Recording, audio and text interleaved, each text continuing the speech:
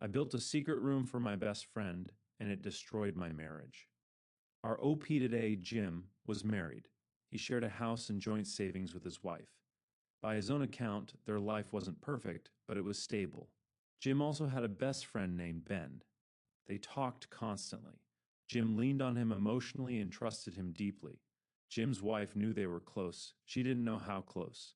They had a spare room in their house that was mostly used for storage.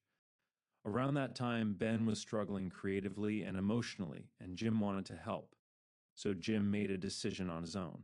Without telling his wife, he secretly began converting the spare room into a private art studio just for Ben. This wasn't a small project. Over several months, Jim spent thousands of dollars from their shared savings. He installed professional soundproofing, high-end lighting, and top-tier art supplies. At the same time, Jim was telling his wife they needed to save money, be careful, and cut back on spending for themselves. The room was completely finished before his wife even knew what it was for. Then Jim took it a step further. He gave Ben a key to the house, allowing him to come and go whenever he wanted, even when Jim wasn't home and even when Jim's wife might be alone. When Jim finally showed his wife the room, she broke down. Not just angry, devastated. She wasn't only upset about the room. She was hurt by the secrecy, the money, and the realization that another person had unrestricted access to their home without her consent. At the time, Jim described her reaction as irrational and accused her of being unsupportive of his friendship. As people started asking questions, more details came out. Jim admitted he had bought Ben $3,400 Gucci shoes simply because Ben liked them. He also admitted he had never spent that much on his wife. Then someone asked a question that changed everything. If your wife did this for someone else, would you be okay with it? Jim went quiet after that. Later, he returned with an update. Looking at everything laid out clearly, the secrecy, the money, and the emotional priority, Jim admitted the truth.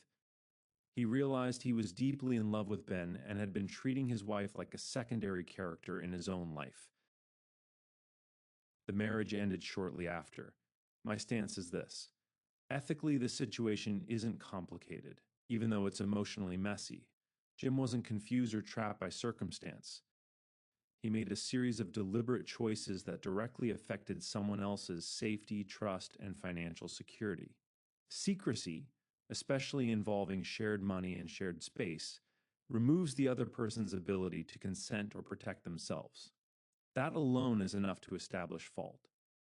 At the same time, acknowledging wrongdoing does matter. Jim eventually took responsibility, reflected on his behavior, and admitted the truth about his feelings.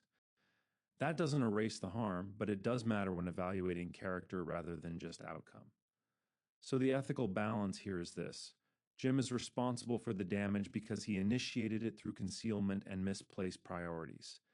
His later honesty deserves recognition, but accountability still comes first. Growth can be acknowledged without rewriting what caused the harm in the first place. So based on the facts as presented, was Jim in the wrong, or did he respond reasonably given the situation? Where do you land? Share your thoughts and judgment in the comments. I'm reading every single one. Like and subscribe for more stories that explore real-world dilemmas through logic, empathy, and social norms.